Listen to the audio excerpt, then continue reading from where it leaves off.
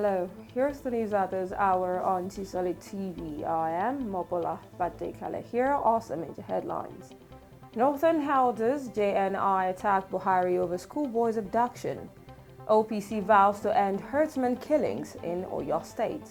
United States Attorney General BARR resigns, and in the water sports, former Liverpool manager GERERD HOULLIER dies at 73. And now, the news in details. President Muhammadu Buhari on Monday came under the hammer of Northern elders and the Jamaatul Nasrul Islam JNI over the weekend's abduction of 333 students of the government science secondary school in Kankara, Katsina State. While the elders lamented that the Buhari's idea about insecurity has proved inadequate to deal with the threats to lives and property, the JNI said the schoolboy's abduction by bandits amounted to a slap on Buhari's face.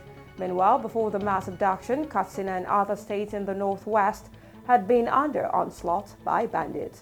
According to reports, the 333 pupils were part of the 884 students that were in the school's hostel when the bandits struck. 420 of them surfaced before the Minister of Defense, General Bashir Magashi, and service chiefs paid a sympathy visit to Governor Aminu Masari on Sunday. The Northern Elders, under the aegis of the Coalition of Northern Elders for Peace and Development (CNEPD), said in a statement by the National Coordinator Zana Goni and National Women Leader Mario Bichi that the attack on the students further confirmed that the nation's security architecture was in dire need of a total overhaul. A truce meeting between the federal government and the leadership of the Academic Staff Union of Universities ASU was cancelled on Monday, which is said to be the second time in a row. No reason was given for the cancellation of the party scheduled to discuss the union's current strike.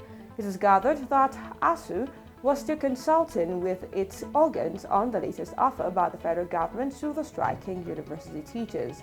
The Deputy Director of Press and Public Relations in the Federal Ministry of Labor and Employment, Mr. Charles Akpan, announced the postponement in a text message. However, when contacted, ASU President Professor Biodu Oguyemi said the union's leadership did not agree on any meeting with the government as consultations on both sides were still ongoing. The Oodua People's Congress (OPC) in Oyo State yesterday condemned last week's gruesome murder of a People's Democratic Party (PDP) chieftain in the state, Dr. Fatai Borode, by suspected Fulani herdsmen in Igongo, vowing to end the killings in the state. OPC coordinator in the state, Rotimi Oluma, while addressing newsmen in Ibadan, said the gruesome murder of the PDP chieftain at Igongo showed that the Fulani herdsmen are terrorizing the people of the state. Olumo, in a statement, said that he has given instructions to all the local government coordinator of OPC in the state to beef up security in this Yuletide season, adding that if not for the intervention of Are Ono Kakanfo of Yorubaland, Iba Gani Adams, the herdsmen would have taken over Okiogun and Ibarapa zones for a very long time. The Oyo State House of Assembly has confirmed the newly nominated Commissioner Alhaji Lawal Ismail Ayoshiju Lawal, whose name was recently sent to the state lawmakers for screening by Governor Seyi Makinde, was confirmed yesterday as Commissioner designate during the Monday plenary sitting. Recall that the appointment of a cabinet member, former commissioner in the Ministry of Works, Transport and Infrastructure, Professor Raphael Afoja, was terminated by the state government on August 10, 2020. The governor said the appointment was to fill the vacuum created in the ministry since the termination of appointment of Professor Raphael Afoja. Lawal Ayoshiju is an experienced and retired public servant who has worked across many local governments in the state and ready to deploy his over 30 years of administrative experience into improving lives in Oyo State.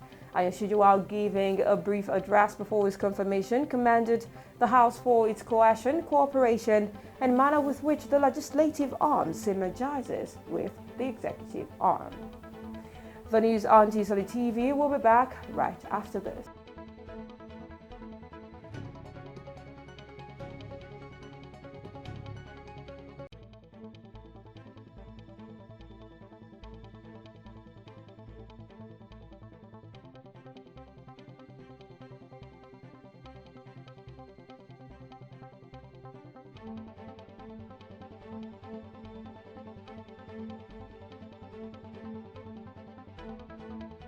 Welcome back, and now to some foreign stories. The United States Attorney General William Barr is resigning from the top cabinet position with effect from December 23rd, confirming the resignation rumors. Barr did not give any reason for the decision in his two-page resignation letter posted by President Donald Trump on Twitter on Monday evening.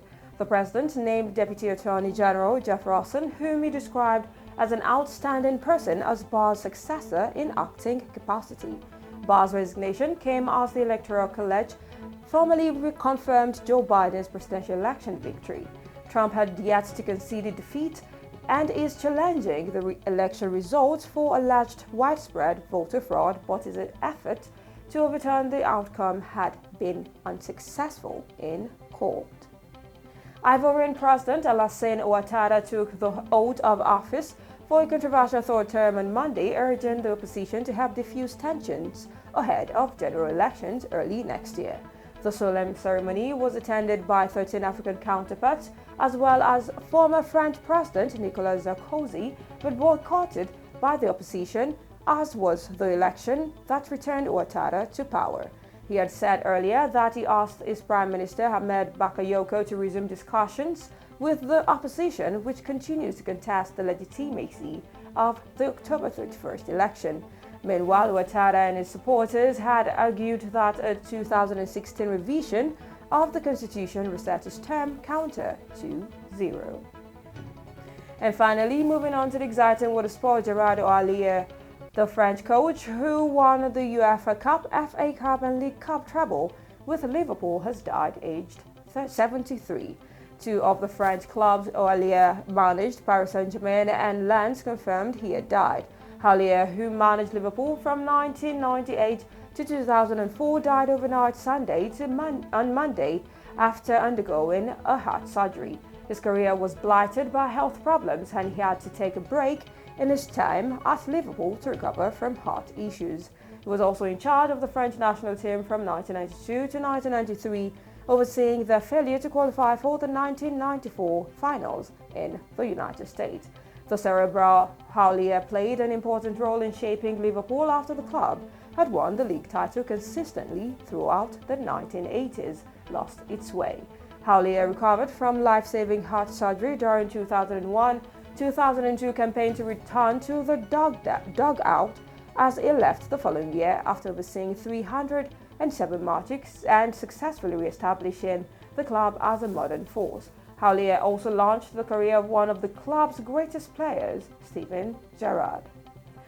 Barcelona will face Paris Saint-Germain in the last 16th fixture of the 2020-2021 UEFA Champions League, and what appears to be the toughest of the pairings done on Monday. Last season's finalists, PSG topped Group H and will face Messi-led Barcelona, that is still struggling to put its house in order. In other pairings, Borussia Mönchengladbach will face Pep Guardiola's Manchester City, Lazio would meet defending champions Bayern Munich, while three-times finalist Atletico Madrid will seek to end the run of 2012 winner Chelsea.